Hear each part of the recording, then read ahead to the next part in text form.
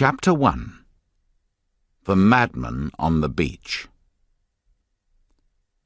When I saw Raphael for the first time, I was 12 years old. My family lived in a big town, far away from the sea. But my Uncle Miguel and his family lived in a little village on the coast.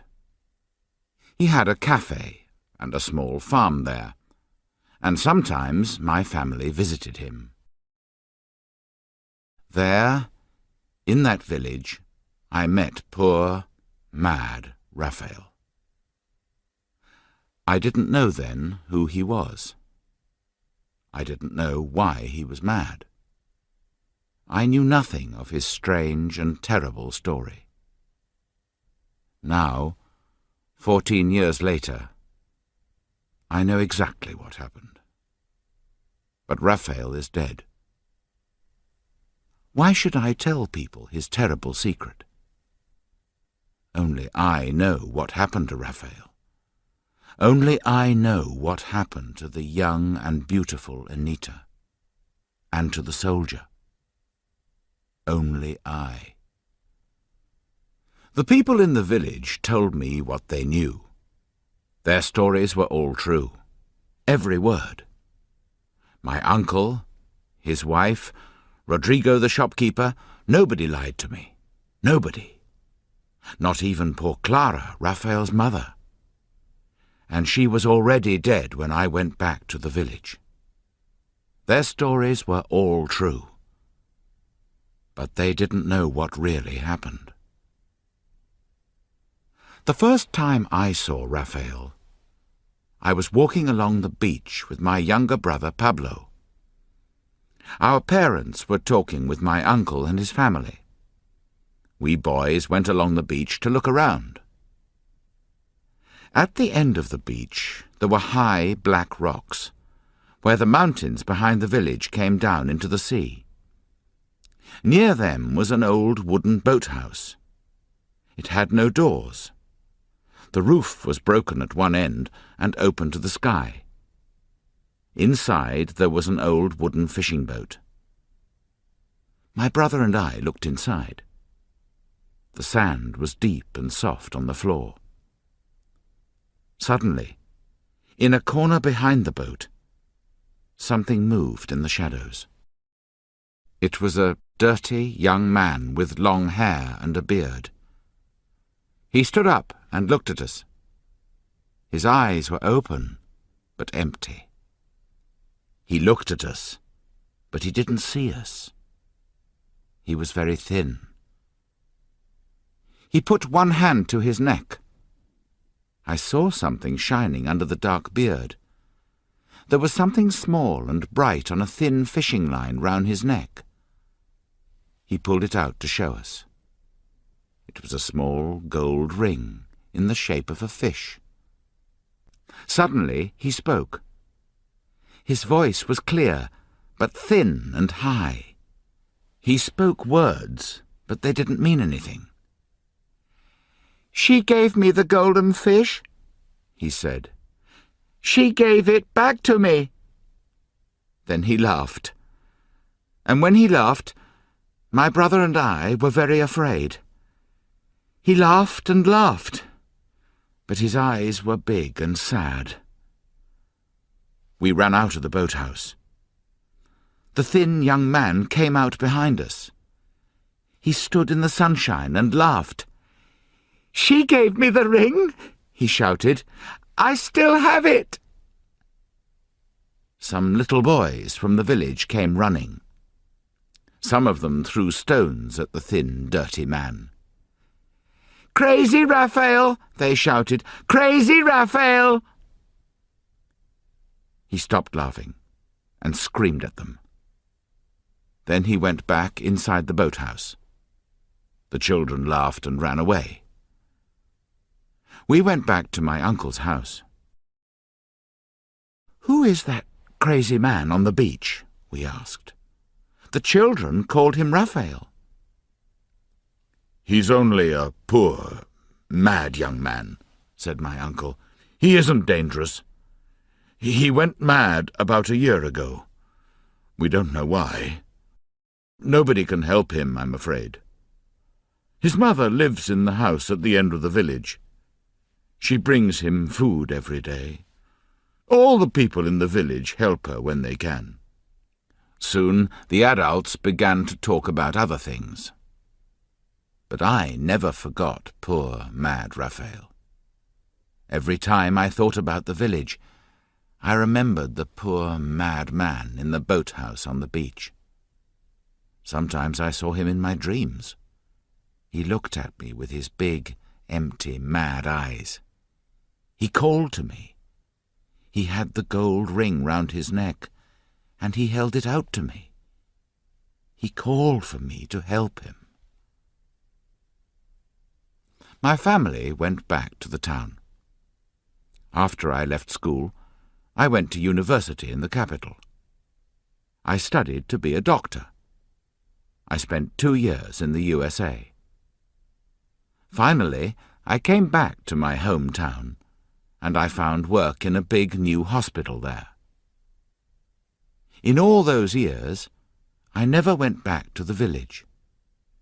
But then one of my uncle's sons got married, and all my family went there for a few days. There were many changes in the village. 12 years of change. There were new stone houses. There were new, brightly painted fishing boats along the beach, a lot of them with engines. My uncle had a big, clean, new cafe with tables and chairs, and a television in the corner. It was all very different from the village that I saw as a boy. I went down to the beach on my first afternoon in the village. I wanted to see again the place where I first saw Raphael.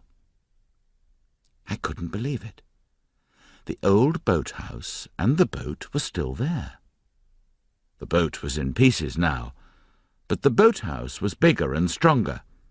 There was some new wood on the walls and a new roof on it. I walked along the beach and felt the soft sand under my town shoes. There was a man sitting near the old boathouse. He was looking at the sea. He had long hair and long, thin legs. I came closer, and he suddenly looked round at me. It was Raphael. I saw again those same wide, crazy, sad eyes, the eyes from my dreams.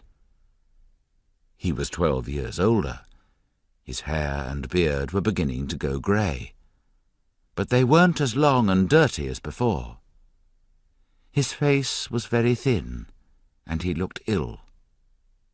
His clothes were old, but clean. "How are you, Raphael?" I called, smiling. He put his head on one side and looked at me.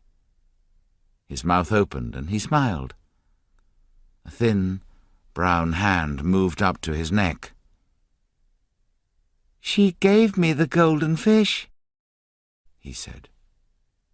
His voice was flat and empty. He coughed suddenly, a deep, dry cough.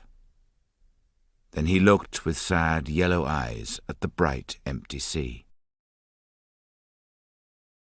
I went back across the soft white sand to my uncle's house. I had an idea in my head. I was a doctor now. Perhaps I could find out what was the matter with this poor man. I could give him the best help that modern medicine could give him. I told my uncle what I wanted to do. There are special hospitals now in the capital for people like Raphael. I can take him there. If I can make him well, I will. If not, he can stay in a hospital there. He will have a bed, good food, nurses all the time. It's not good for him to sleep on the beach. He looks ill. I asked him to tell me about Raphael. He told me everything that he knew.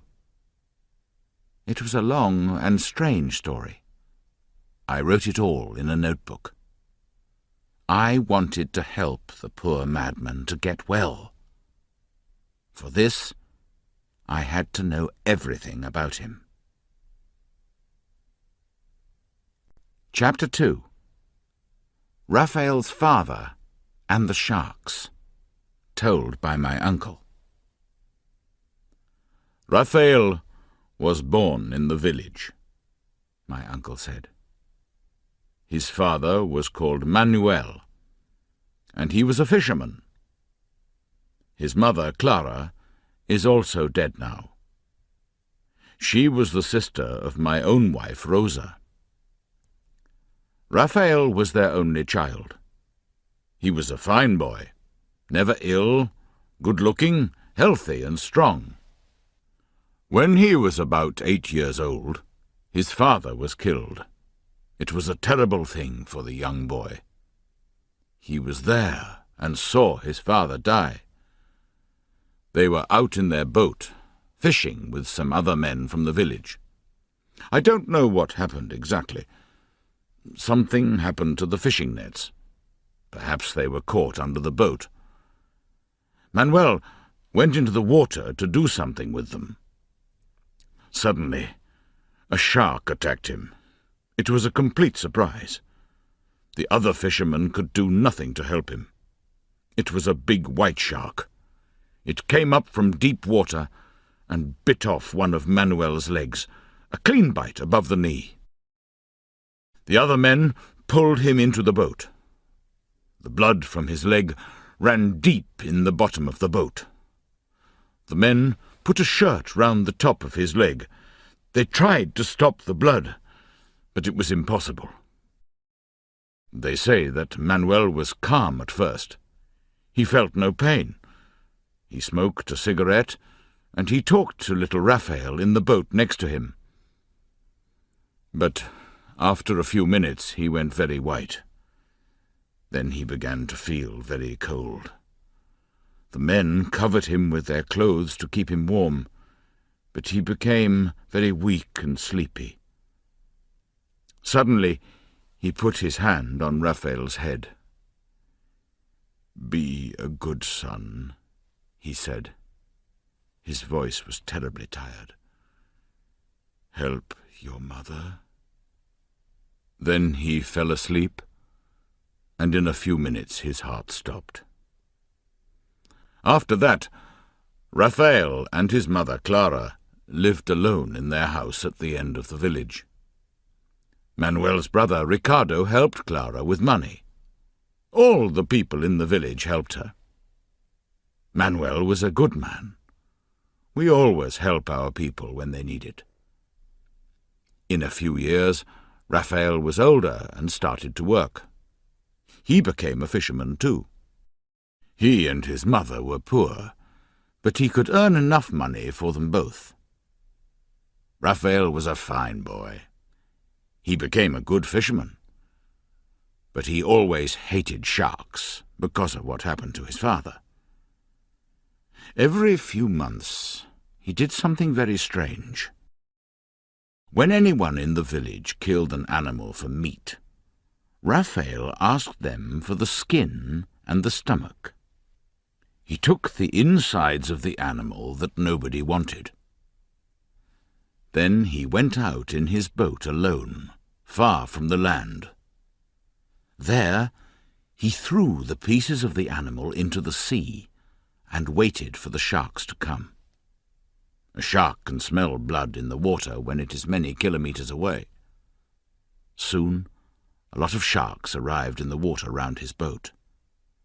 Then Raphael took his fishing spear. He stood up in his boat and killed 1 or 2 of them. When he killed a shark, the other sharks tasted the blood. They began to bite and eat the shark. So then there was more blood in the water, and more sharks came. Raphael killed more and more. After an hour, he was almost too tired to stand. It was a really dangerous thing to do in a small boat. But he was smiling when he told me about it. He was really happy about the dead sharks, because a shark killed his father. So Raphael grew up, tall, strong and good-looking. And, of course, he fell in love with Anita, the shopkeeper's daughter. So now, said my uncle, I have to tell you about Anita, too. Chapter 3. Anita, the shopkeeper's daughter, told by my uncle. Anita was a beautiful child, my uncle continued. I know most children are beautiful, but she was the most beautiful child that I've ever seen. Everyone loved her. Little children, old people, men and women, they all loved Anita. They smiled when they saw her. And year after year she grew up, and year after year she grew more beautiful. Her father, Rodrigo, the shopkeeper, loved her most. He tried to keep her close to him always. She could never go out and talk with the village boys. But this is a small village. It was impossible to keep her at home all the time. She was a good girl, but all the young men dreamed of her and wanted to marry her. She was not only beautiful, she was clever too. Her father could read and write. Most of the people in the village couldn't. We had no school in the village in those days. So Rodrigo taught Anita to read and write. He often went into the town to buy things for his shop. Then he brought back picture magazines and small storybooks for her. Anita was very good at reading and telling stories. She remembered everything that she read.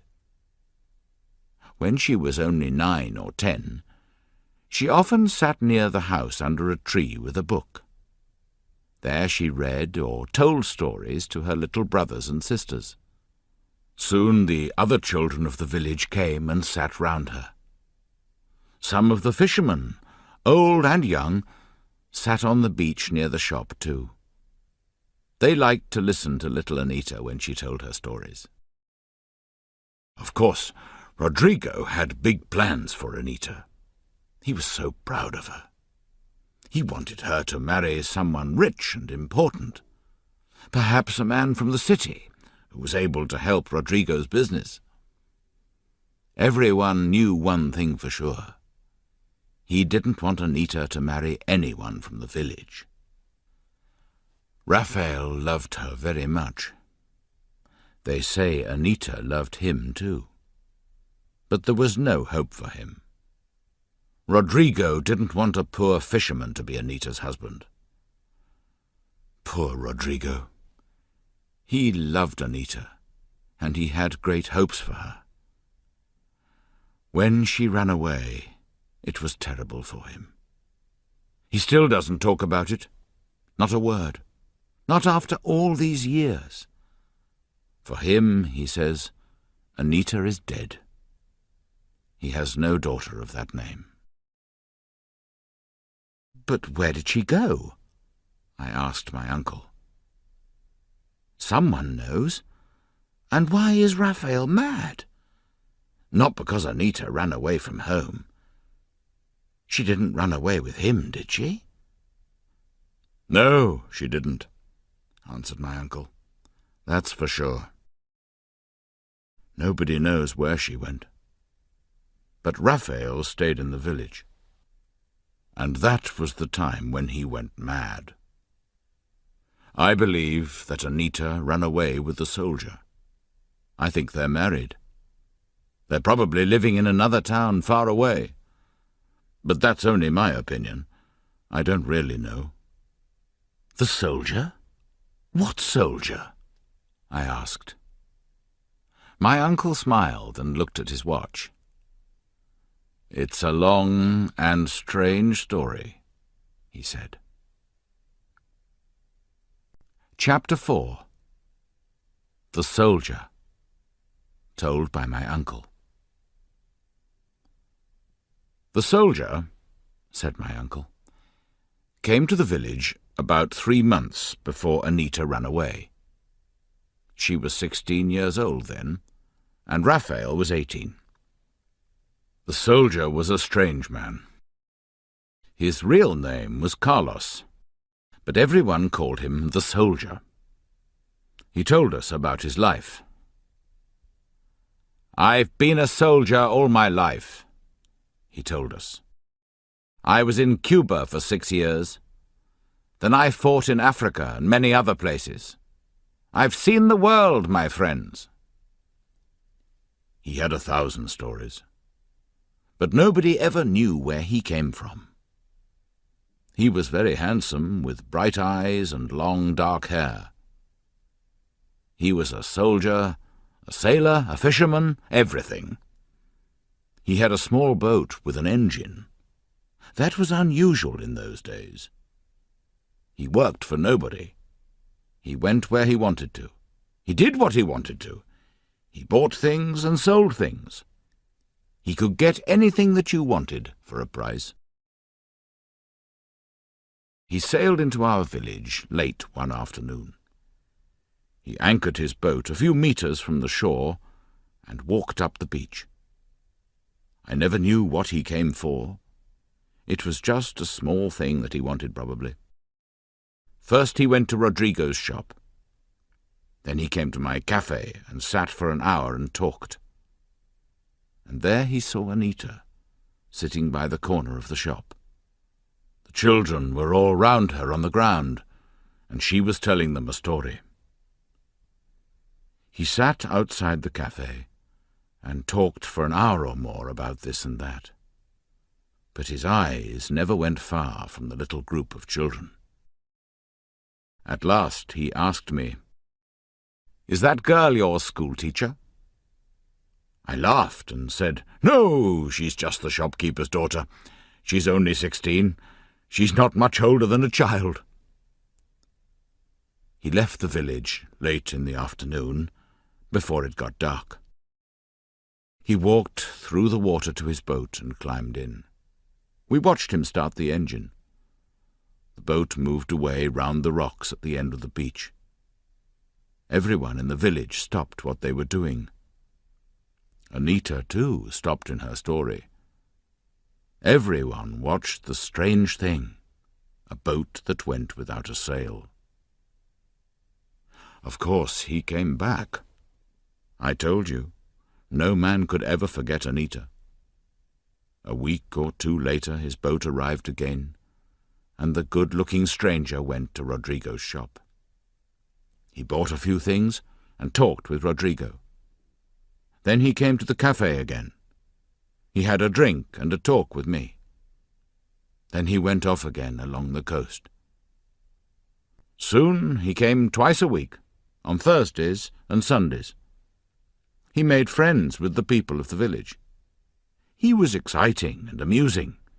He was different from the people of the village. He was a stranger, but everyone seemed to like him. We listened to the stories about his travels and his life in other countries. He always spent an hour or two at my cafe. He sat and drank with us and told funny stories. Many of the fishermen came to the cafe when he was there. I liked him. The other men did too. He often brought little presents for people. He brought me a little cassette player one day. It was something new for us. We had no electricity in the village then, and we knew very little about the outside world. He showed me how it worked. Then he brought me new batteries for it every 2 weeks. He gave me some cassettes for it, too, of music from the cities, dance music from Latin America and Mexican love songs. "A cafe must have music," he said. "Music for the customers to enjoy." After that I kept the little cassette player on the bar. Every time the soldier came to the cafe, I played some music for him. When the cafe was busy, I played music for the people of the village, too. He brought a paraffin lamp for Rodrigo to put in his shop. It was a very bright light. No house in the village had a light like it. The soldier was becoming very good friends with Rodrigo. Then, early one Monday morning, we heard a terrible noise from Rodrigo's house. He was shouting, his wife was screaming, and the children were all crying. It seems Anita wasn't in the house. Her bed was cold and empty. There was no note from her, not a word. Rodrigo wanted to get the police. "Somebody has stolen my daughter," he said. "Somebody has taken her away in the night, dead or alive." But then they found that her little box was empty. Anita's best clothes and favourite things weren't there. Even her little storybooks were gone. So Rodrigo stopped talking about bringing the police. For a few days he was terribly angry. He spoke wildly and fought with everyone. Nobody could speak to him. Then, suddenly, he seemed to cut her out of his life. He never spoke her name again. He still doesn't talk about her. Only a brave man speaks Anita's name in front of him. We never saw the soldier again. He was here on the Sunday afternoon and evening. He usually was. He spent most of the evening in the cafe listening to the music. Then he left at about 10 o'clock. I watched him go out to his boat. It was dark. There was no moon. But I heard him start his engine and go off to the west. And the next morning Anita was gone. And we never saw her or the soldier again. So I, and most people in the village, believe that she ran away with the soldier. Nobody knows how they did it. We never saw him talk to her for a minute in the village. I think he waited for her in his boat along the coast, and she went to him in the middle of the night. Most of us believe they are living together somewhere, maybe with their own children now. But why did Raphael go mad? I asked my uncle. Who knows? He replied. Perhaps he went mad because he loved Anita. Then she ran away with a soldier. Who can say? He did love the girl very much. I knew it, and his mother did too. But marriage was impossible because Raphael was a poor, fatherless fisherman. But a man doesn't go mad for 13 years because a girl runs away from home, I said. Men often lose their wives, their children. People die in accidents. This doesn't make other people crazy. Rodrigo lost his favourite daughter, the light of his life, but he didn't go mad. Who can say? Said my uncle again. Who knows why things happen? Why does a man go mad? We know that Raphael was in love with Anita. He loved her for a long time before the soldier came to the village. We know that because of the gold ring.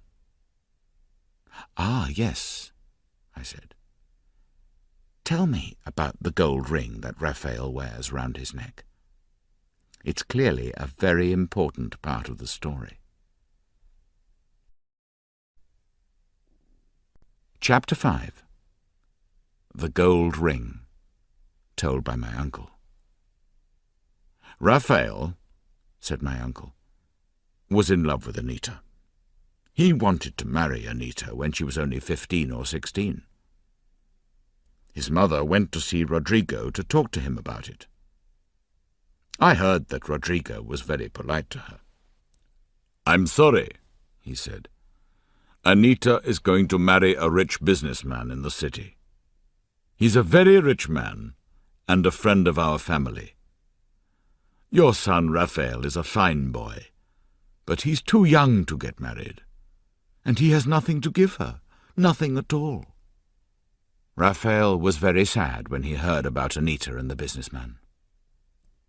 Then, after a few weeks, he suddenly left the village and went to the port on the coast. I'm going to find work in the port, he said to his mother. I want to see something of the world outside this village. I'll come back in a month or two." He put his few things in his boat and sailed along the coast to the port. It was 6 months before we saw him again. 6 months? What did he do there for 6 months? I asked my uncle. "You're lucky," he replied. "I can tell you. Raphael came to the cafe one evening. There were no other customers that night, and he told me about his time in the port. This is what he told me. Raphael stayed in the port all the time, my uncle said. He slept in his boat on the beach. Sometimes he bought fruit and vegetables from the market after it closed. They were very cheap then. He worked for anyone. He did anything. He carried things for people. He loaded and unloaded boats and lorries. Every morning, very early, he went fishing. Then he sold the fish on the beach before he started work. Slowly, very slowly, he began to save some money. Raphael met an old goldsmith in the town. He was a good old man. Raphael helped the goldsmith when he could. He cleaned his shop for him and brought packages and messages for him. He talked to him and made coffee for him.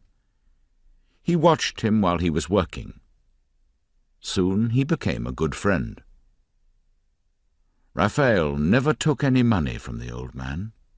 He never asked for any. Then, one day, the goldsmith asked Raphael what he wanted. He knew he wanted something, and Raphael told him. "I want a gold ring for a girl in my village," he said. "It must be in the shape of a fish, a long fish with its tail in its mouth. How much will this ring cost? I have some money. I know it's not enough, but I'll work for you until I've paid for it." The old goldsmith made the ring for him. I'm sure Raphael paid much less than its real cost, but it took 6 months of hard work to pay for it. Soon after Raphael came back to the village, he went with his mother to see Rodrigo. This time Raphael spoke for himself. "Señor Rodrigo," he said quietly, "my father is dead, and my mother is poor. But I'm hard-working and honest, and I'll be a good husband to Anita. One day I'll be a rich man like your friend in the city. But I'll be a better husband to Anita than the businessman, because I love her with all my heart." Then he gave the gold ring to Rodrigo as a present for Anita. Of course, Rodrigo didn't agree to a marriage between Anita and Raphael. He gave the ring back to Raphael. "I'm sorry," he said, "but Anita will marry the businessman in a year or 2. That is decided, and I am not going to change my plans." "So Anita never got the ring?" I said to my uncle. "After all that work and time, he couldn't give it to her?" "He still has it, on a piece of fishing line round his neck," my uncle said. "And when did the soldier come to the village for the first time?" "A few months after Raphael came back from the port, perhaps. I can't remember exactly." "But Raphael wasn't mad at that time?" "Oh, no, not at all. In fact, he seemed very happy." "Tell me about the time when he went mad. Was it the same time exactly when Anita went away with the soldier, or later?"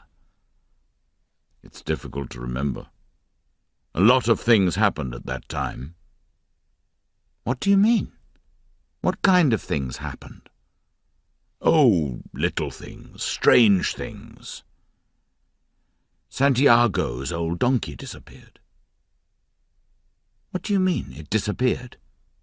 "It did. It went. It disappeared. One day it was in the field behind his house. The next day it wasn't there. Perhaps Anita stole it to ride on. But everyone knew Santiago's donkey. It was too old and weak to walk 100 meters. It couldn't carry a girl. What other strange things happened? I remember that on that last night, Raphael danced. Danced? Yes. He danced for hours, alone, here, in the cafe. He never danced before, not in the cafe or anywhere. Or I never saw him dance. And, of course, he never danced again, because he went crazy. But I must start at the beginning. Chapter 6. The Night When Raphael Danced. Told by my uncle. It was a Sunday, said my uncle. The soldier arrived in his boat in the early afternoon, when everything was quiet. He lowered his anchor a few meters from the shore as usual, and walked up the sand to the houses. He never pulled his boat up onto the beach. It was a heavy boat, and he didn't want to break the engine. He always left it in about 1 meter of water. That day he came first to the cafe. He sat and talked with me and some of the men. We all sat outside the cafe and listened to his stories. Then, later in the afternoon, he went to Rodrigo's shop and bought a few things. He had a big can of paraffin in the boat for Rodrigo's new lamp. I saw him give it to him. The soldier and Rodrigo sat and talked and drank coffee outside the shop for about an hour. When it got dark, he went with Rodrigo into the house behind the shop. I could see the bright light from the lamp through the window. Then the soldier had a meal with Rodrigo. After the meal, he came back to the cafe and sat with me and some of the fishermen. It was very dark, and we sat inside. The soldier seemed very happy. He told us a lot of funny stories about his life as a soldier. Then, at about 9 o'clock, Raphael came into the cafe. We were surprised to see him, because Raphael didn't spend a lot of time at the cafe, and he never came into the cafe when the soldier was there.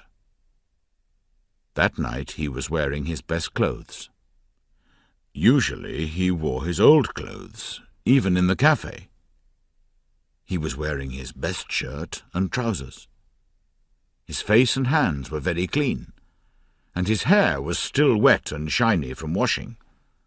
I asked myself, is he trying to show the soldier that he is not just a poor fisherman? The soldier knew Raphael. He knew that he wanted to marry Anita. Everyone in the village talked about it. Raphael knew that the soldier was also interested in her. Everyone in the village talked about that too. But nobody knew the secret game that the soldier was playing. Raphael and the soldier didn't speak. The cafe was quiet. Nobody spoke. Suddenly, the soldier took a cassette from his pocket. "Let's have some music," he said, giving me the cassette. I took it and put it into the player. I remember it was a love song. It was sung by a girl with a soft and beautiful voice. We all sat and listened to it. Raphael smiled and listened too. When the cassette ended, I put another cassette in the player. But the soldier stood up. "It's getting late," he said. "I must go." He went out into the dark night. It was about 10 o'clock, I think, his usual time. A few minutes later, we heard the noise when he started the engine of his boat. Then the sound of the engine went slowly along the coast.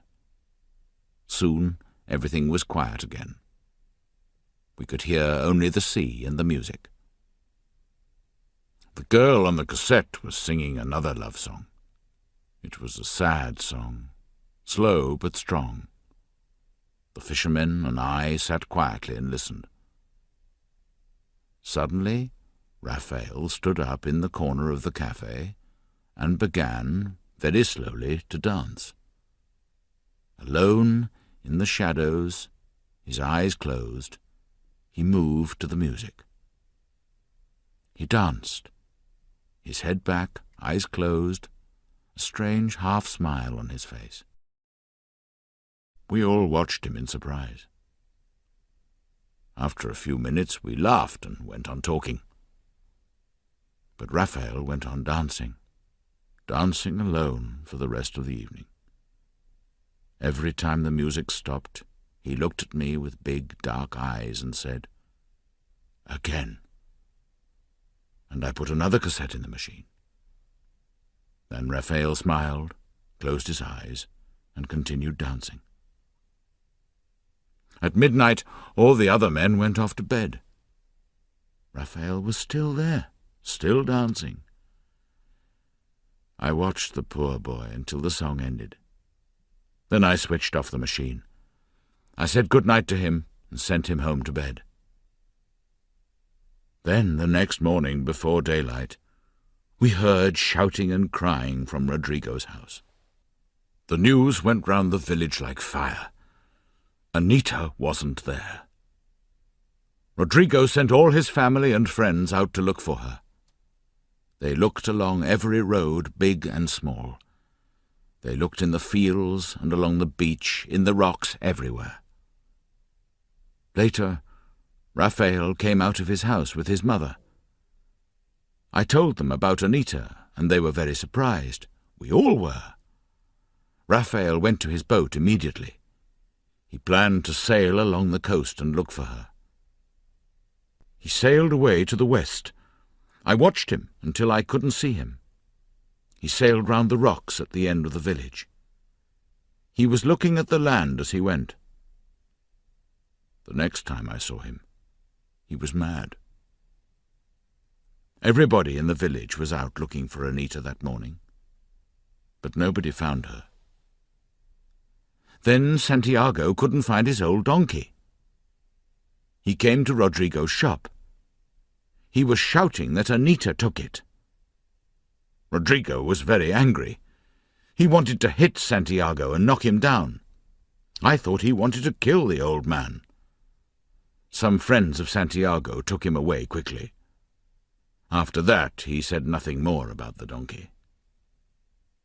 Then, early in the afternoon, some of the fishermen found Raphael.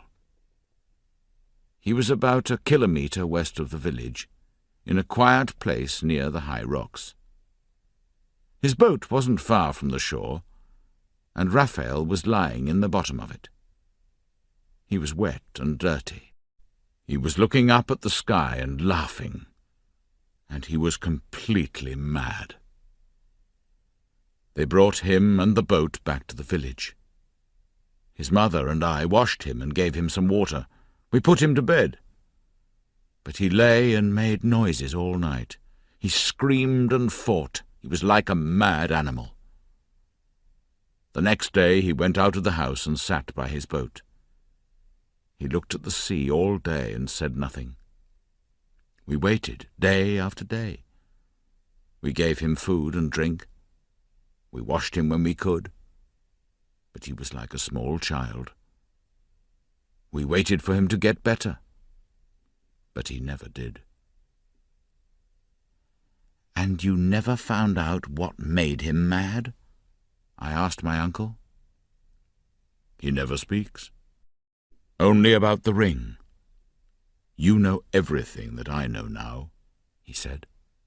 "When we were washing the poor boy, we found the gold ring on a fishing line round his neck.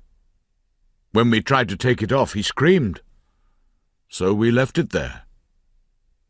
All these years later, he still wears it round his neck.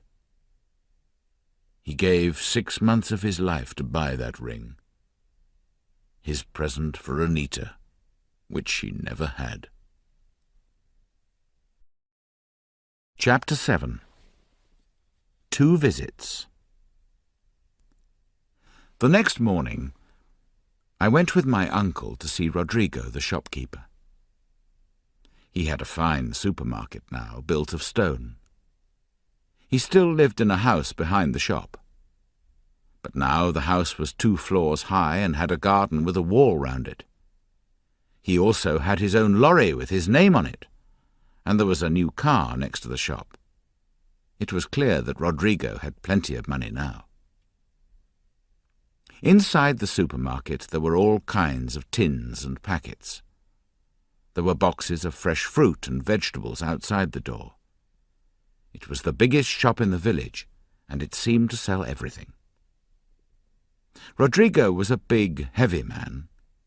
He was about 50 years old, and he wore a fine white suit and a white hat. When we arrived, he was unloading boxes of tins from the lorry. He was picking them up 3 at a time and taking them into the shop. He was big and fat, but he was still a very strong man. He was polite and friendly to my uncle and me. He knew I was a doctor. He invited us into his house. We sat and had coffee and talked about the changes in the village since my first visit as a boy. At last, I told him my ideas for helping Raphael. Then he wasn't so friendly. "A doctor?" he said. "He needs more than a doctor. I don't know why he's crazy. Nobody does. God knows I've helped him and his mother over the years. I've given them food when they were hungry and money when they needed it. His poor mother was a good and hard-working woman. Now she's dead. It was a terrible thing to happen to her, terrible. First her young husband was killed by a shark. Then her only son went crazy and lived on the beach like an animal. Some people say that love made him mad. But you're an intelligent man, Doctor. You've studied at university. Does a young man of 18 years go mad for love of a girl? A strong young man in good health? It's a stupid idea. I believe he wasn't in good health. I think he was ill. I don't know the problem exactly. You're the doctor. Help him. Make him better if you can. But look for the facts. Don't listen to people's silly stories." "So you don't think that your daughter Anita was the reason for his madness?" I asked. Rodrigo didn't look at us.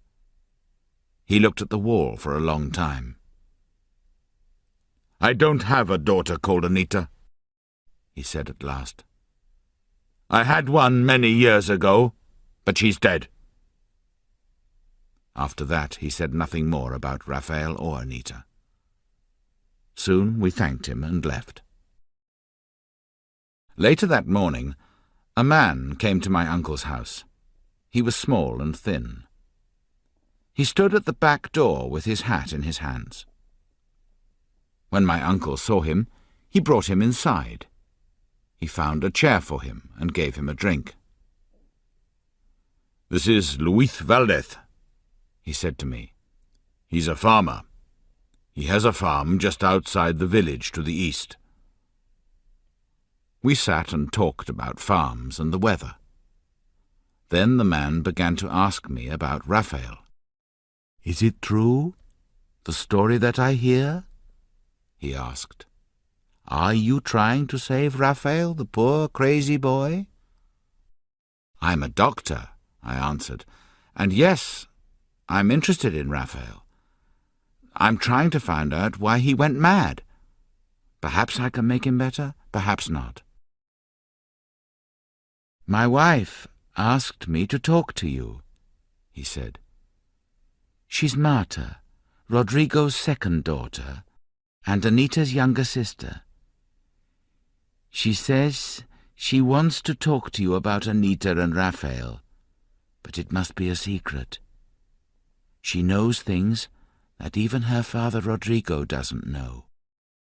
She wants to help Raphael, but she doesn't want to make her father angry or unhappy after all these years. Her secrets will be safe with me, I said. I don't want to make the people in the village unhappy. I only want to help Raphael. If she knows anything about Raphael, I'll be happy to talk to her. That evening, I went alone to Louis's house. Louis sent his children to bed, and Marta began to tell me her story. Chapter 8. The Young Princess. Told by Marta.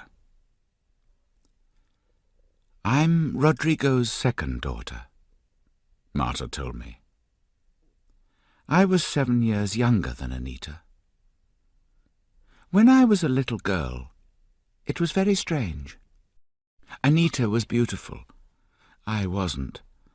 Anita was clever. I wasn't. She could read and tell stories, sing and draw pictures. I couldn't. I was small, fat and stupid. But I've been lucky. I married a good husband. I have 2 healthy sons and a pretty daughter. Now I'm very happy with my life. But I must tell you about my sister Anita. It's true that she was beautiful and clever. But I'm sorry to say she wasn't a very good child. Not very nice. Our parents gave her everything she wanted. She could do anything she liked. She never worked or helped our mother in the house.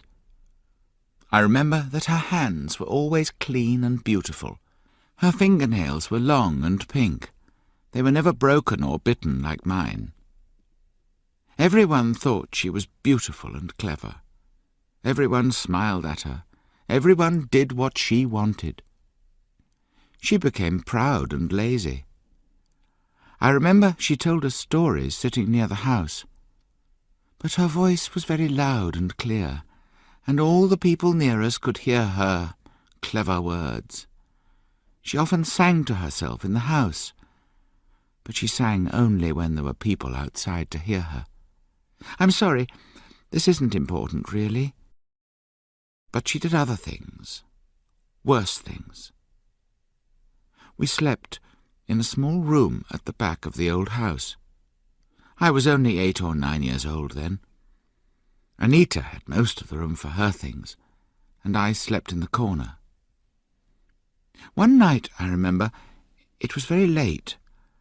Our parents were in their room asleep, and something woke me up.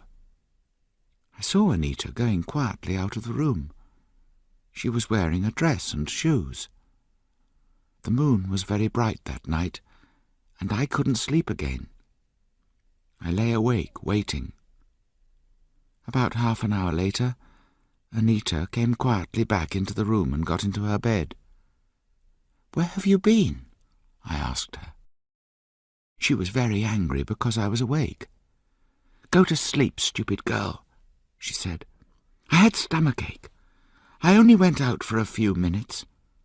Don't say anything to anyone." I said nothing.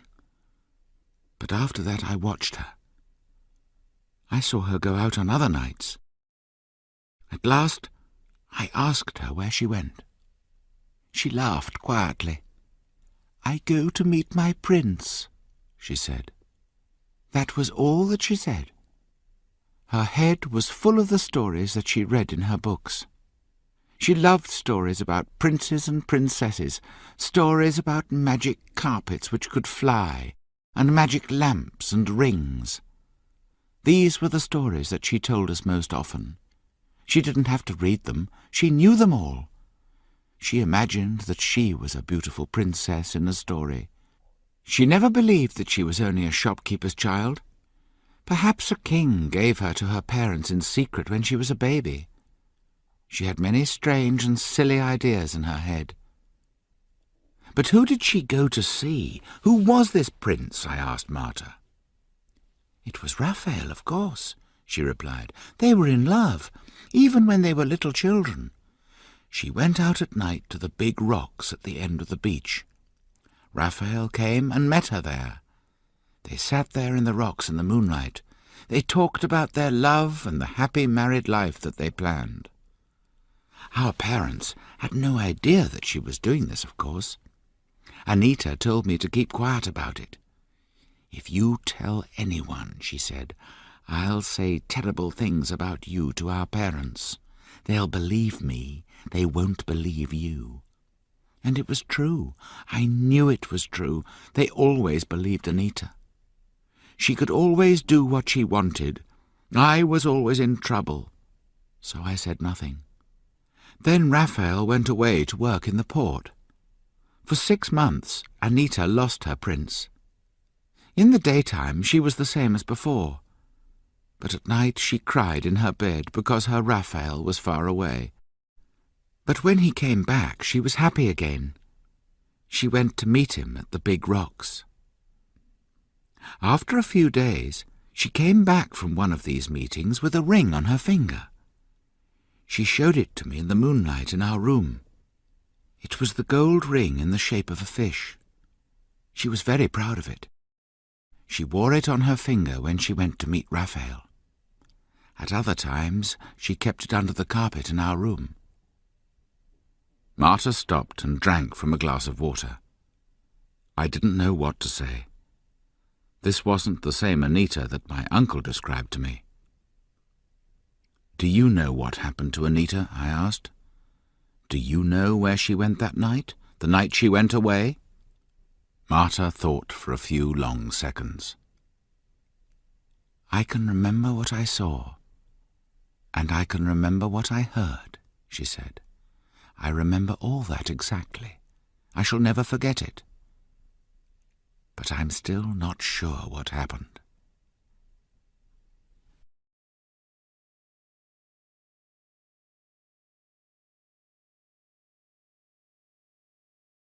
Chapter 9. The True Prince. Told by Marta.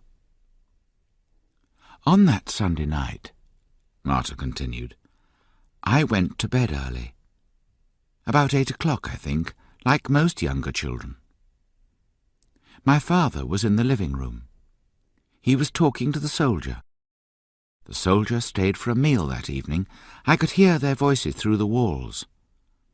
They had the new paraffin lamp in there with them, I remember. It made a bright light in that room. Anita was in our room too. Father sent her to bed because the soldier was there. She was lying on her bed and reading by the light of a small oil lamp. She was listening to the talk in the living room too. I remember that we could hear the soldier's deep voice very clearly through the thin walls. I think I fell asleep. When I woke up, it was later, but not very late. The bright light from the lamp was still shining under the door of the living room. My parents were in there talking quietly, but the soldier wasn't there with them. Anita was taking things out of her box and putting them in a bag. I sat up and spoke to her. She told me to be quiet. She continued taking her best dresses out of the box and putting them in the bag. I asked her what she was doing. "I'm going to meet my true love, my true prince," she said. "I'm going away with him."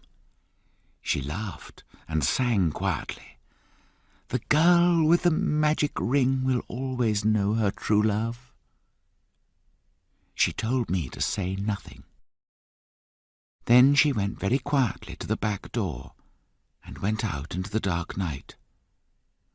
Her hand quietly pulled the door closed behind her. On her middle finger she wore the gold ring shaped like a fish. I went to the window and looked out. I was terribly afraid. I knew Anita was a silly child, but this was very, very wrong. If Father finds out, he'll kill her, I thought. He gets angry very quickly, and he's very strong. But I was afraid of Anita too. So I stood there looking out of the window. I cried quietly. There was no moon, and it was very dark. I heard music playing in the cafe along the beach. It was a nice song, a slow song. I listened to the music and the soft sound of the waves on the beach. Soon I felt a little better. After a long time, I started to feel cold, so I went back to my bed and fell asleep. I woke up again much later. The house was dark and quiet. My parents were asleep. Nobody was talking anywhere in the house. Anita's bed was still empty. I went to the window again. The moon was up, and I could see the houses along the beach. There was still a light in the cafe and music playing. I went back to bed. I cried until I fell asleep. I hoped that it was all a bad dream. When I woke again, the first grey light of the new day was in the room. Anita's bed was still empty. I lay in bed with my eyes closed until my mother came to wake us. When she found Anita's empty bed, she started to shout and scream. Then I opened my eyes. I soon started to cry too. I never told them where she went, or what she said. There was terrible shouting and crying in our house that day. But we never saw Anita again. "So you think she went to see Raphael that night?" I said slowly. "Oh, no," said Marta. "I think she went to meet the soldier, Carlos. That's why she called him her true prince. He was like someone in a story, you see. First, the beautiful princess falls in love with a poor fisherman. Then either he turns into a handsome prince, or a real prince comes along and takes her away to his palace. I'm afraid Anita was quite a silly girl, really. She lived the stories in her head. After the soldier came to the village, she started to meet him at night. She went to the same place in the rocks, but she was meeting the soldier, not Raphael. She went there many times. Then, that night, she didn't come back. She went away with him in his boat. In those days, perhaps, a boat with an engine was like a magic carpet. But she was wearing the gold ring when she went, I said. Yes, she took all her best things, dresses, her storybooks, and the ring. But Raphael has that ring. He has worn it round his neck for more than 13 years. I know, she said. I think she spoke to Raphael that night. I think she told him her plans. Then she gave him his ring and went off to meet the soldier somewhere along the coast. Is that what you really think? I asked. Yes, said Marta. She said goodbye to Raphael and gave him his ring. Then she went to meet the soldier. That's what made Raphael mad. He went to look for her the next day, but all the time he had the ring round his neck. He wanted her to come back, or he wanted her father to find her and bring her back. But she never came. And when she didn't come, Raphael went mad. When you talk to Raphael, what does he say? He holds the ring and says, "She gave me the ring," or "She gave me the golden fish," I answered. Exactly, said Marta. First she took his ring and said, "I love you." Then she gave it back to him and went away with the soldier. That's what made the poor man crazy. What was so special about the ring? I asked. What did Anita say? Something about a magic ring. The girl with the magic ring will always know her true love. It was in her story, said Marta. Her own story. She wrote it herself. It wasn't a story that she read in a book. It was her favourite story. She told it to us hundreds of times. And it was about a magic ring. Yes, in fact I have the story here. Anita wrote it in a notebook and I kept it. It's the only thing of Anita's that I have. I can't read it, of course, but it's that story. Marta went into another room and came back with a small, thin notebook. She carried it carefully in both hands. She put it on the table in front of me. It was a cheap school writing book. The pages were yellow with age. There was only one story in it. It was called The Ring of the Golden Fish. The story was short. It was written in pencil in the large, clear writing of a young child. Louise and Marta looked at me. I realized they were waiting. They wanted to hear me read the story to them. Chapter 10. The Ring of the Golden Fish. This is the story that I read to Marta and her husband. The story that was written by Anita all those years ago. A long time ago, there was a beautiful princess. She lived in a beautiful palace with big, beautiful gardens all round it. But she was sad because she had no friends. She couldn't talk to anyone or play with anyone. She was a prisoner in the palace because she was so beautiful. Her father wanted her to marry a rich, handsome prince. But the princes in that country weren't handsome, and the rich men weren't princes, and the handsome men weren't princes or rich. So she married nobody, and she was very sad. One day, a poor fisherman came to the beach at the end of the palace gardens. The gardens were very big and went as far as the sea.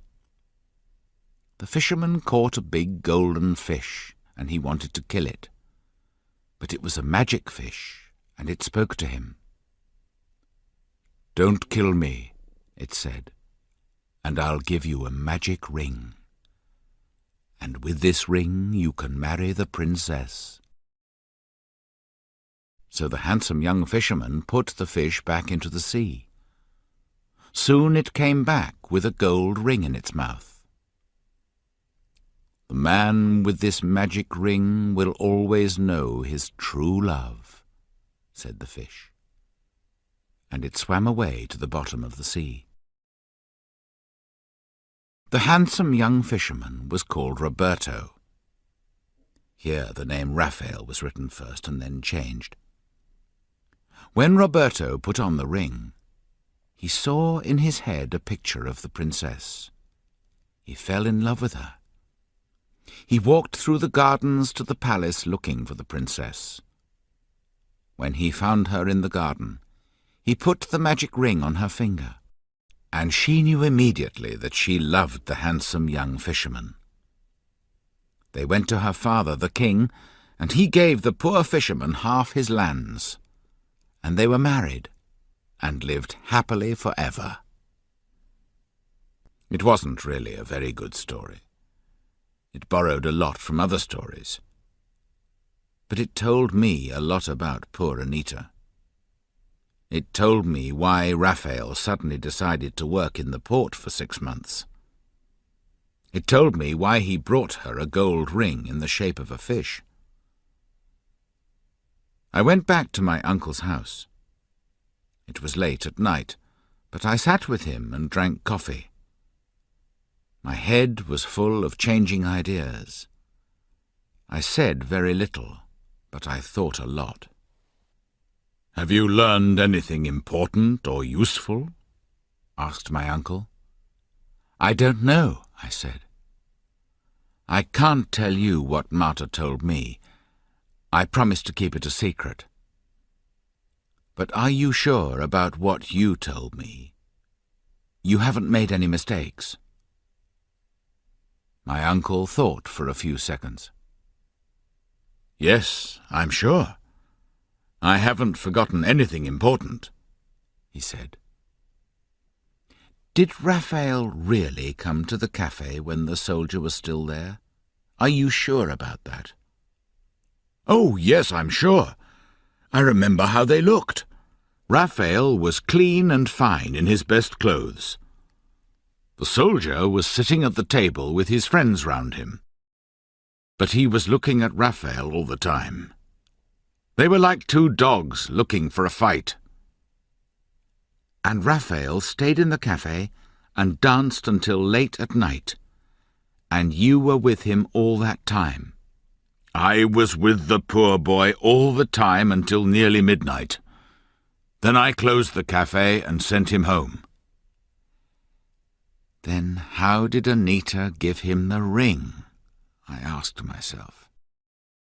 She didn't leave the house until the music was playing in the cafe, and at that time she had the ring on her hand. And Raphael was already in the cafe with the soldier, and he stayed there until midnight, about 2 hours after the soldier left in his boat. Chapter 11. Rosa's Promise. That night I slept badly. Poor Raphael with his mad eyes came into my dreams many times. He was holding the gold ring. He was showing it to me and asking me to help him. The next morning I sat outside my uncle's house. I looked out at the calm blue sea. I was very tired and unhappy. Soon my uncle came out and sat with me. His wife Rosa brought out coffee and eggs for us. "What will you do now?" asked my uncle. "I don't know. I still don't know why Raphael went mad. I still don't know when exactly. I can't believe that a man can go crazy for love of a girl. You say Anita was very beautiful, but a strong young man doesn't go mad for love. Rodrigo is right. I can't explain it. But I'm sure it was something more strange, more terrible. There is a reason, but I haven't found it. I think nobody here in the village knows it." "So what will you do?" asked my uncle again. "I'll take Raphael to the hospital in the capital. If you help me, I'll give him some medicine. Then he'll go to sleep.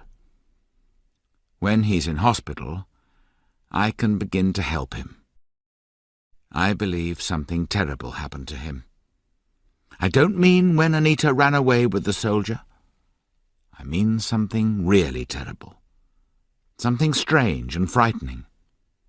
Raphael is afraid to remember it. That's why he's mad. At the hospital, I can give him modern medicines. They'll help him to sleep and to feel happy. Then perhaps he'll remember what happened to him. If he can remember, he'll get better." Rosa was standing in the door. She came to me and took my hand. She looked into my face. Her eyes were full of tears and she looked terribly afraid. "Please don't take Raphael to hospital," she said. "Leave him here in the village with us. He'll be all right with us." I was surprised. There were tears in her eyes. She really was very worried and afraid. I thought it was the hospital. Village people are often afraid of hospitals. They believe that people only go to hospitals to die. "Please don't worry, Aunt Rosa," I said calmly. "I won't hurt him. I really think I can help him to remember. With God's help, perhaps I can make him better." "He mustn't remember," she cried. "He's mad because of his crime. He went mad because of the terrible thing that he did. He mustn't remember.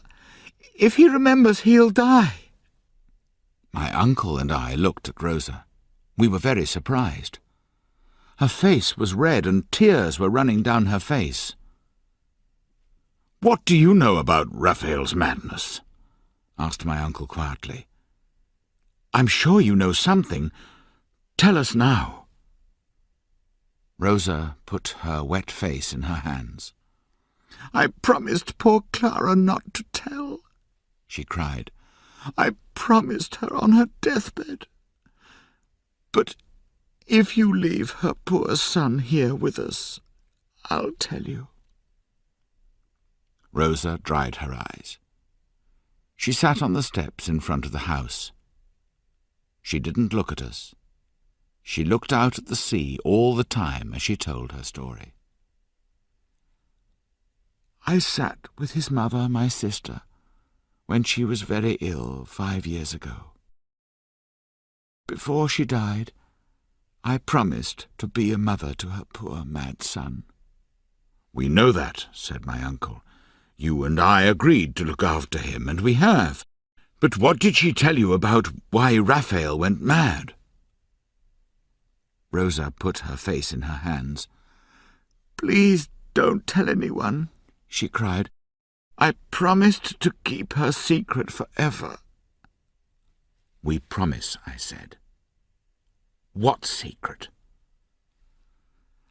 "The secret of Raphael's madness," said Rosa. "His mother knew it, but she kept his secret from everyone. He was mad because he did a terrible thing. He did it for love, from hate, the poor, poor boy." "What did he do?" "He killed a man. He took another man's life, the worst crime of all. He murdered the soldier because of his love for Anita." "He did what? But that's impossible!" shouted my uncle. "That's what Clara told me," said Rosa. "She told me everything only hours before she died. She couldn't meet God with that secret in her heart." "But how? When?" I asked her quietly. "Did she say?" "I'll tell you what Clara told me," said Rosa. "Her words are written in fire on my heart. I'll never forget them." Chapter 12. A Terrible Secret. Told to Rosa by Clara. "It happened that Sunday evening," said Clara. "It was the evening before Anita went away. I cooked some fish and rice for myself and Raphael. Soon it was ready, but Raphael was out in his boat. He often went out soon after it was dark. That day he was out for more than an hour. Then I heard his boat come onto the beach near our house. As you know, the house stands alone at the end of the village. But still Raphael didn't come to the house, and the food was getting cold and dry. So I took the small oil lamp from my kitchen, and I went down to the sea to find him. The boat was half on the sand and half in the water. Raphael was standing next to it. He was washing the inside of the boat. There was a lot of water in the bottom of it. I came near with the small lamp. The light shone on Raphael and the boat. He was very wet, his head and hair, his clothes. The water was running down him. Then I saw something terrible. There was blood on Raphael's clothes, blood in his hair, blood running down his face.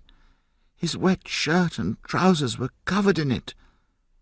There was fresh blood on his hands, red in the light of the lamp. "God save us," I said. "What's happened?" "I'm all right, Mother," he answered. "Don't be afraid. But I've killed the stranger who came here to steal my true love."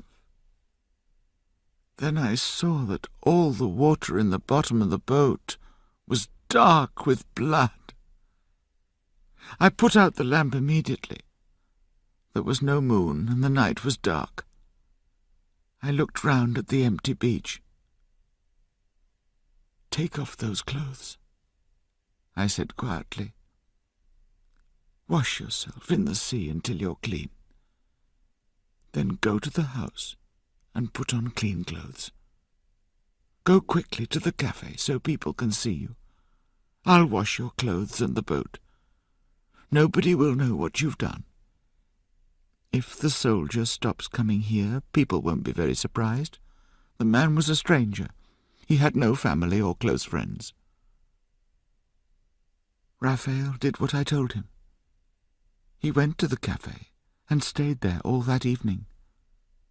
While he was there, I washed the boat. Then I washed his shirt and trousers many times, until you couldn't see the blood. "Oh, Rosa, my dear wife," said my uncle quietly, "have you kept this dark secret in your heart all these years since Clara died?" "I promised her. She asked me before she died," cried Rosa. "She was as mad as her son," said my uncle angrily. "We know the soldier ate with Rodrigo in his house that evening. Then he came straight to the cafe. I saw him and talked to him. He left the cafe alive and well about an hour later. I heard him leave the village in his boat. More important, Raphael was with me in the cafe when the soldier left. Yes, he was wearing his best clothes and he was very clean.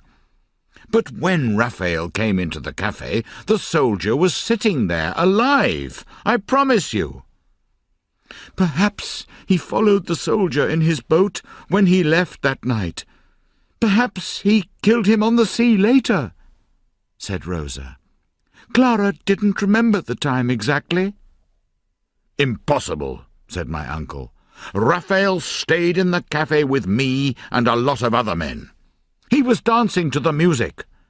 He didn't leave the cafe for about 2 hours. And Raphael couldn't catch the soldier's boat. It had an engine. It was a very fast boat." "He killed someone," said Rosa, "and he thought it was the soldier. I don't know who he killed, but that's what his good mother told me. I must believe her. Perhaps Raphael thought he killed the soldier. Then later he saw him in the cafe and went mad.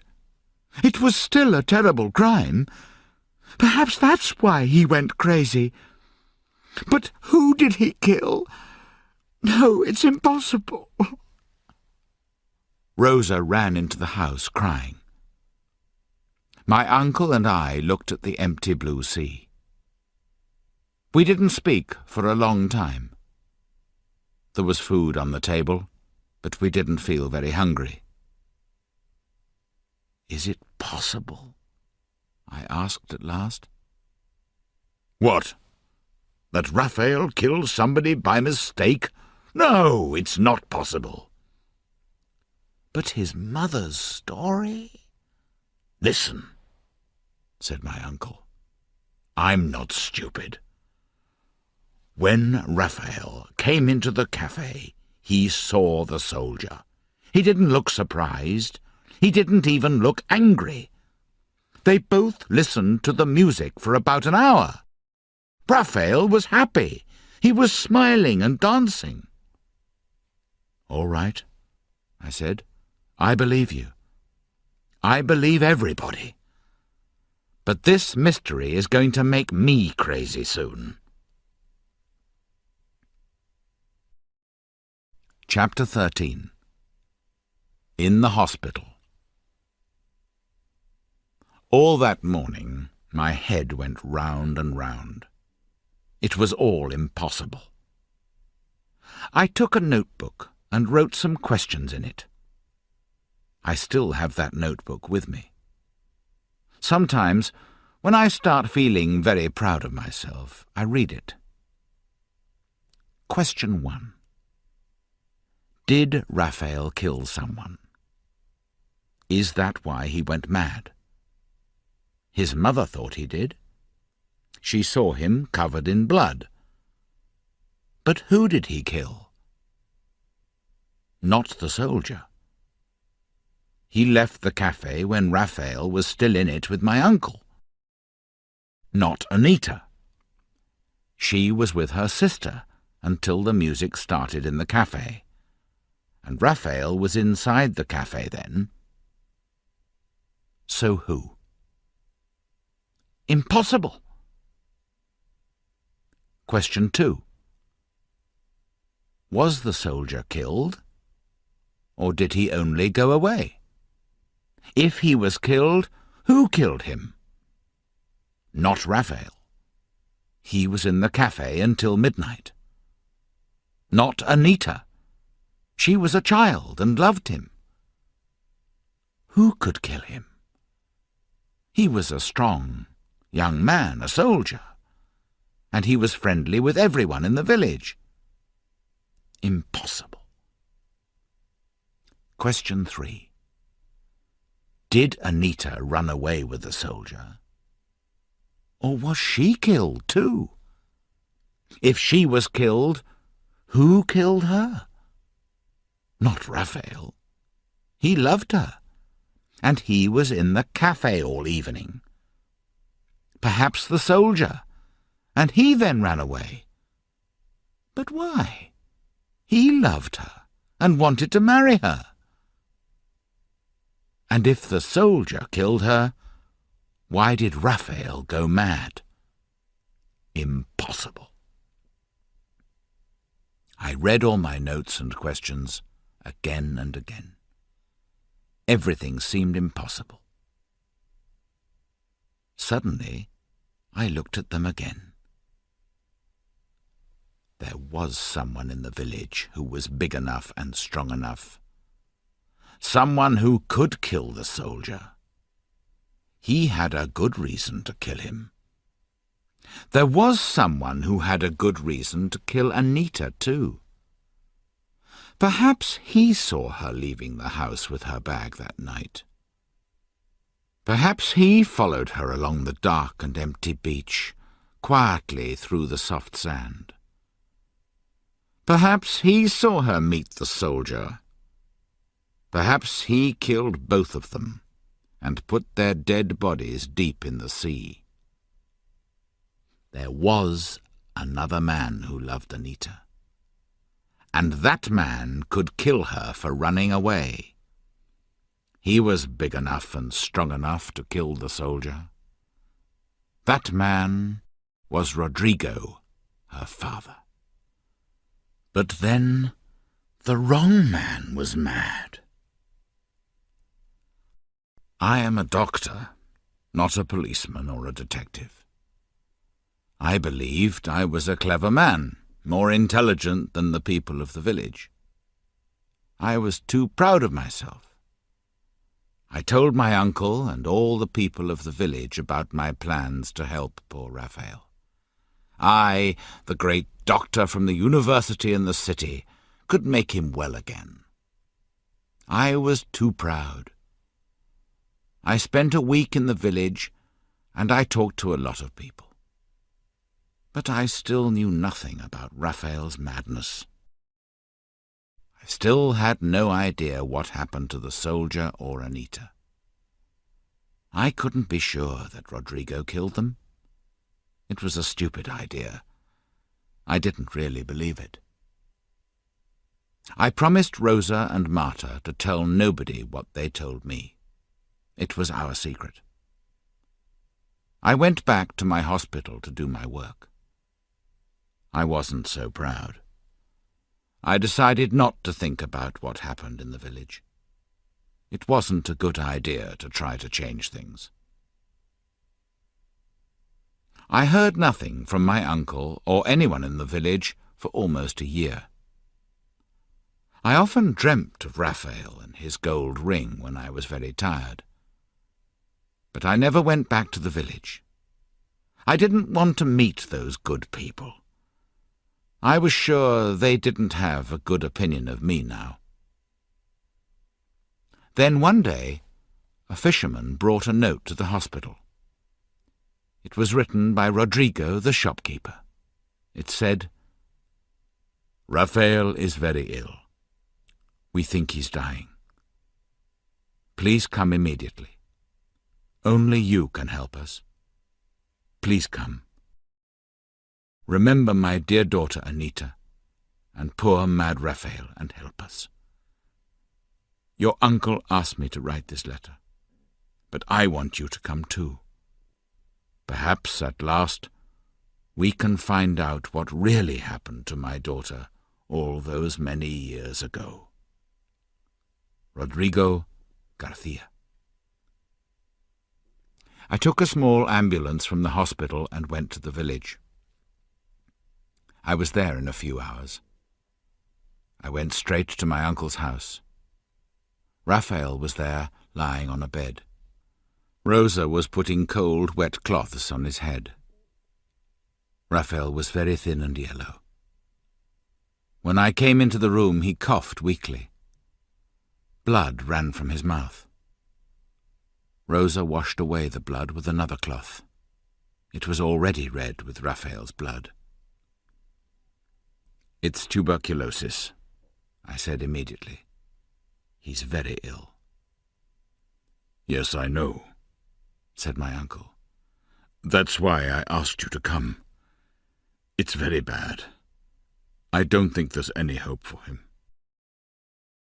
"I'll take him to the hospital," I said. "I've got an ambulance with me. With medicines and nursing, perhaps we can still save him. But there's not much hope for him. He's very weak." We put Raphael in the ambulance, and I took him back to the hospital in the city.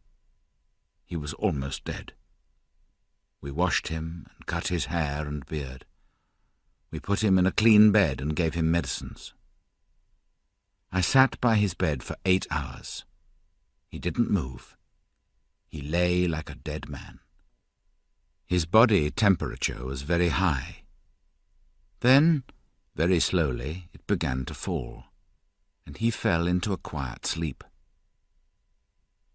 2 days later, he opened his eyes. He was still having medicines, and he was very weak. He lay without moving. Only his eyes moved. He looked round the strange white walls at the plastic bottle above his head. He looked at me in my white coat at his side. "Am I dead?" he asked very quietly. "No, Raphael," I said. "You're in hospital. I'm a doctor.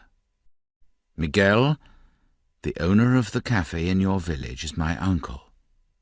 Don't be afraid. We're trying to make you well again."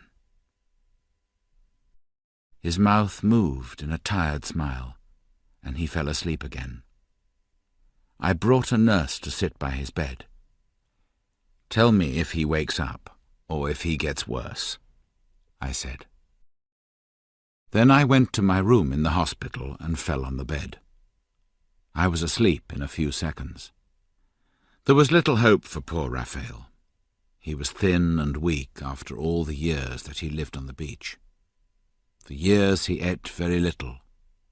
He slept on the cold, hard ground. The tuberculosis was very bad. He was very, very ill. But he wasn't mad. He could speak very little. Most of the time he was very tired. But when he spoke to me, his words were clear and calm. He lived for 6 days in the hospital. He slept, he woke, and when he was awake, he talked to me. Coughing blood, he told me everything. Then, on the 6th day, he fell quietly asleep, and after a few hours his heart stopped and he was dead. After his long years of pain and madness, I was happy that his death was quiet and easy at the end. He did a terrible thing, a terrible crime, but he paid for it with long years of madness. I have written his story down here. One day perhaps people will read it, but not until all the people in it are dead. Until that day, it must stay a secret. Chapter 14. The Murder. This is what Raphael told me. Raphael always loved Anita. He couldn't remember a time when he didn't. It was a small village, and the children always played on the beach. Anita and the other girls watched the fishermen. The men cleaned their boats and mended their nets. Raphael fell in love with Anita when they were still children. He loved her, and she loved him, or she always said so. But her father wanted her to marry a rich man. A fat old man, perhaps, old and ugly, but he must be rich and important. Raphael could do nothing to change Rodrigo's plans. There was a place in the rocks at the end of the beach to the west. The children often played in it. It was like a little house in the rocks. In the evenings, Raphael sometimes met Anita there. She came out of her house very quietly and ran to their secret place in the rocks. There she and Raphael talked for a few golden minutes. Then she ran home again, afraid of her father. Anita was only 15 years old at that time, but her head was full of the stories in her books. She was sure she was in love with the handsome young fisherman. Raphael brought her the gold ring. It was like the magic ring in her story. Her father didn't accept it from Raphael, but Raphael gave it to Anita in secret when they met later in their secret place in the rocks. The ring was the promise of their love. She wore it when she was with him. At other times she kept it in her room, in the secret place under the carpet. But then the soldier came to the village. He was an older man. With his bright eyes, his long hair, his boat with an engine, he was much more exciting than Raphael. When he talked with Rodrigo about his life and his travels, Anita heard his stories through the wall of her room. These stories were more exciting than magic lamps and talking fish. Anita soon thought Raphael was very boring. She stopped meeting him. She stopped speaking to him. Now she was sure she was falling in love with the soldier. But she still kept Raphael's ring, of course. Raphael was very sad. He wanted the soldier to leave the village and go away forever. He wanted Anita to come back to him. But then, one night, Raphael was coming back late from a fishing trip. He saw Anita running along the beach in the moonlight. He watched quietly from the sea. He saw Anita meet the soldier in the little house in the rocks. How did the soldier speak to her? How did Anita give him the time and place to meet? Raphael didn't know. Perhaps the soldier gave her a secret note. Perhaps Anita gave him one. They could both read and write. Raphael left his boat and swam to the shore. He moved very quietly through the rocks. The soldier's boat was in a small piece of open water on the other side of the rocks. It was only about 10 minutes from the village along the coast. Raphael watched and waited until he saw Anita run back to the village. Then he watched the soldier swim back to his boat. After a few minutes, the soldier started his engine and went away to the west. Raphael was very angry. But he was angry with the soldier, not Anita. He hated this man who was a stranger in the village, a man who the people all accepted as a friend, but a man who was now stealing Anita, his own true love, from them. Next time the soldier came to the village, Raphael watched him. When the soldier went away in the evening, Raphael went quietly along the beach to the place in the rocks. Soon the soldier's boat came back into the place in the rocks, and he lowered his anchor. The soldier swam for a few minutes in the moonlight. Then he sat in the boat again and smoked a cigarette. He sat for a long time, looking sometimes at his watch.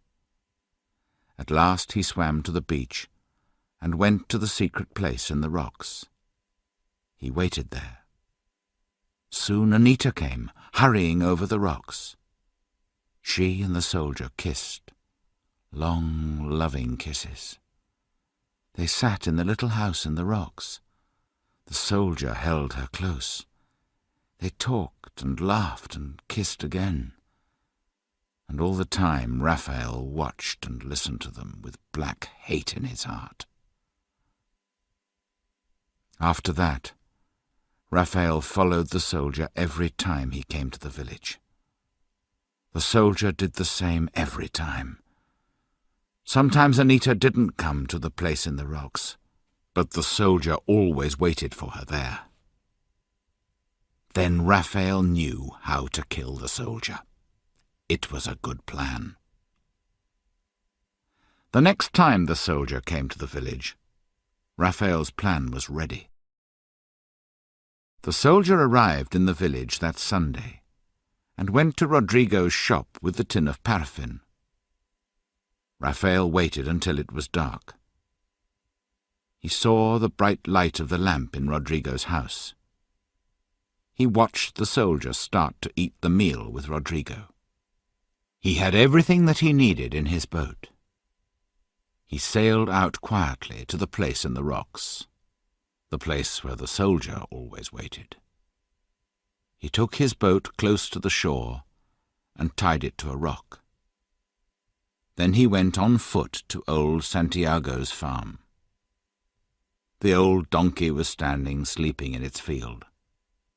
Raphael walked with it down to the beach near his boat. It wasn't very far. There he took the old donkey into the water and then killed it. He put the dead animal into his boat and went out into deeper water. He went to the place where the soldier usually left his boat. There he began to cut up the dead donkey, throwing the pieces into the sea. He and the boat were soon covered in the donkey's blood, but there was much more blood in the water all round the boat. Raphael knew that the sharks, far away in the sea, could smell it. Raphael kept the back legs of the donkey in his boat. He took a long, strong piece of line and tied the legs to it. Then he sailed quietly back to the village.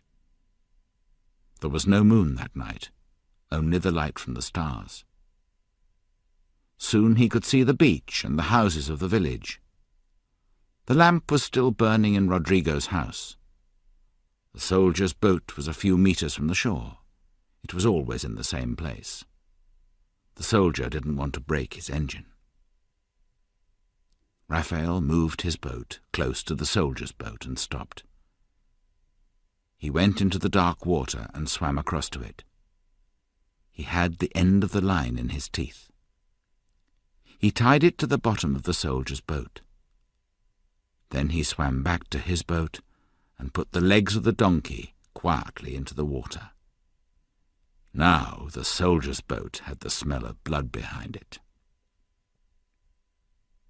Raphael took his boat to the far end of the beach in front of his house. He pulled it half onto the sand and began to wash the donkey's blood from the bottom of the boat. He washed some of the blood from his clothes in the sea, but there was a lot of blood and water in the boat. Suddenly his mother came with an oil lamp.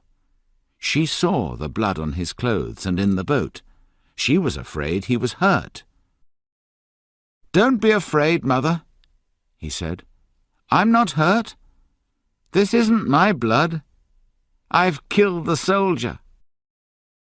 It was true. The soldier wasn't yet dead, but Raphael's plans were made. Raphael wasn't afraid to tell his mother. She always kept his secrets. She was very calm when he told her. She sent him to the house to change his clothes. She stayed and cleaned the boat. When he went to the cafe, he found the soldier there. He was surprised. He thought the soldier was spending the evening with Rodrigo. Raphael looked at the soldier, his enemy. He was smiling and laughing with his friends. Raphael thought, "The sharks are already waiting for you. Tonight you're going to your death." The soldier left in the middle of the evening. He went out to his boat, started the engine, and went off to the west. Raphael stayed in the cafe listening to the music. He was afraid, but he was excited too. When he heard the music, he began to dance to the songs. Eyes closed, he saw in his head the soldier's boat. It went through the dark night. Behind it, the red line of blood dark in the water. The engine stopped. The boat came quietly back to the secret place in the rocks. The soldier waited in the moonlight, smoking a cigarette. Perhaps then he jumped into the dark sea for a swim. Something was waiting there, something big and hungry. It moved fast through the water. Perhaps there was time for one short scream. Then all was quiet again. The dark waters were calm, and the soldier was gone forever. Raphael danced and smiled, and saw these pictures again and again. He stayed and danced until midnight. Then he went back to his house and went to bed. But he slept only for a few hours. Before the first light of day, he got up quietly and went out of the house. He took his boat along the coast to find the soldier's boat. The boat was there, in the place in the rocks. It lay empty and quiet in the water. Raphael looked for the soldier in the sea and on the land, but there was no sign of him. Nothing was left of him. Raphael saw the long shadows of sharks still swimming in the water near the boat. The boat's engine was above the water. There was a long piece of fishing line tied many times round it. Raphael laughed. "My plan was better than I thought," he said to himself. "I tied the legs of the old donkey to his boat with some fishing line, and the line also stopped the engine. So the soldier had to go into the water to untie it." Raphael took the soldier's boat far from the shore. There he made a hole in the bottom and pushed it under the water. Soon it went down to the bottom of the sea. Raphael was happy. The soldier and his boat were at the bottom of the sea. Nobody knew what happened to him. He went back to the village and into the house to have an early breakfast. Suddenly he was very hungry.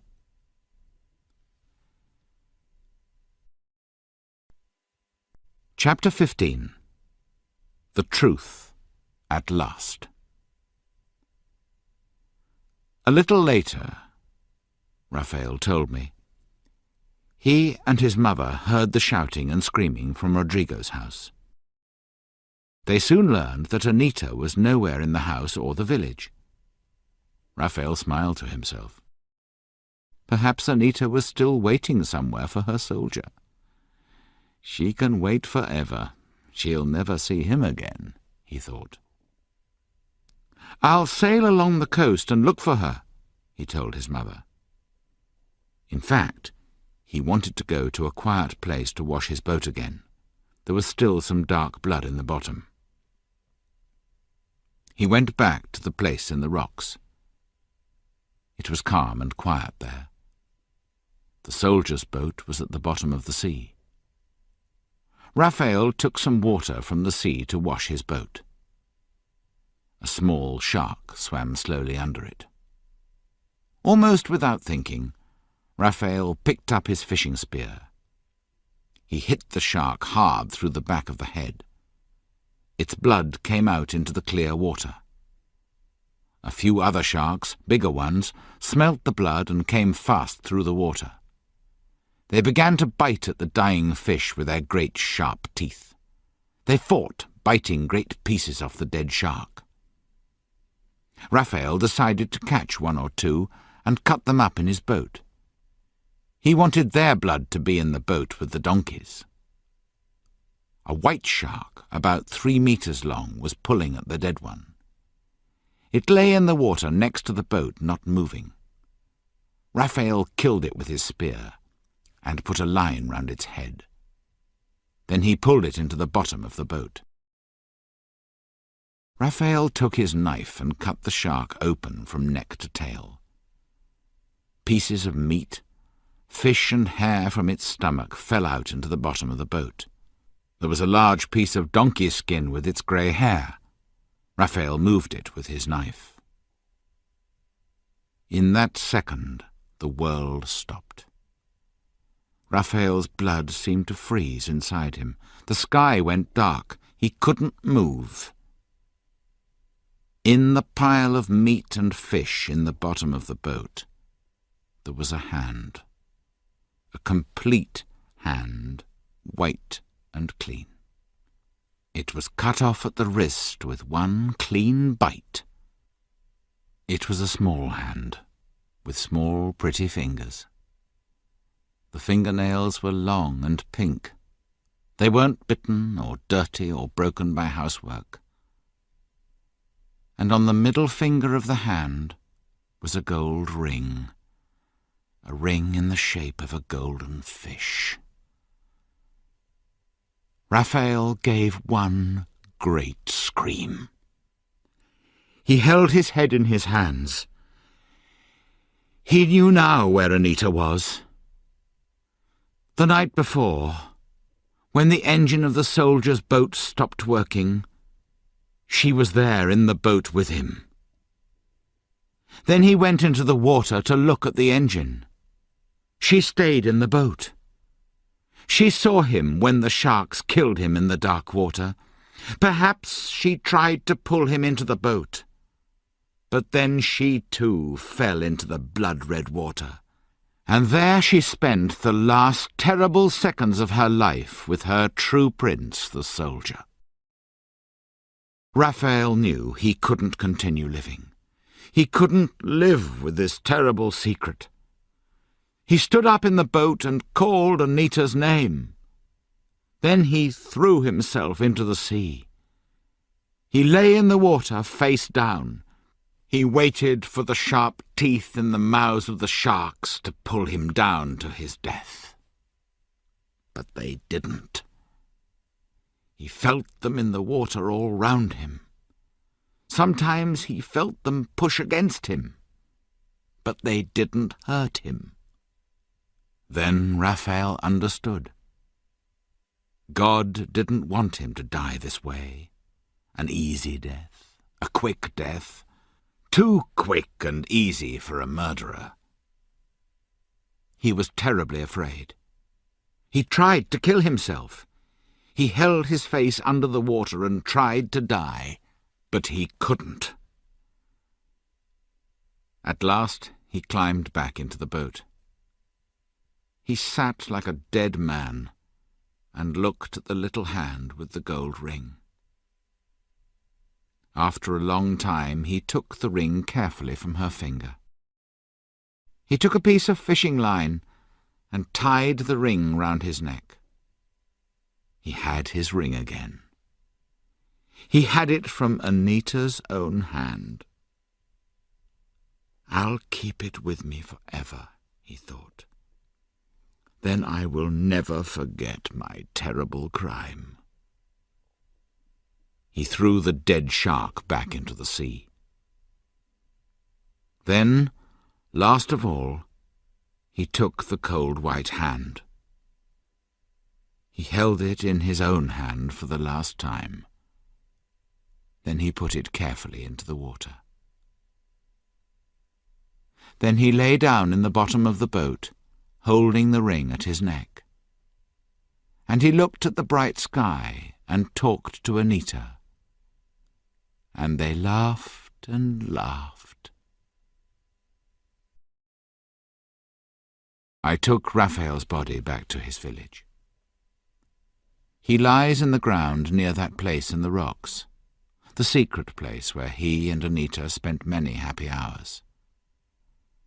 I put the gold ring round his neck, the ring that he took from Anita's dead hand. It will stay with him forever. Nobody in the village knows what he did. Not Rodrigo, not my uncle or Rosa. They still believe that Anita and the soldier are living somewhere far away. I can see no reason to tell them anything different.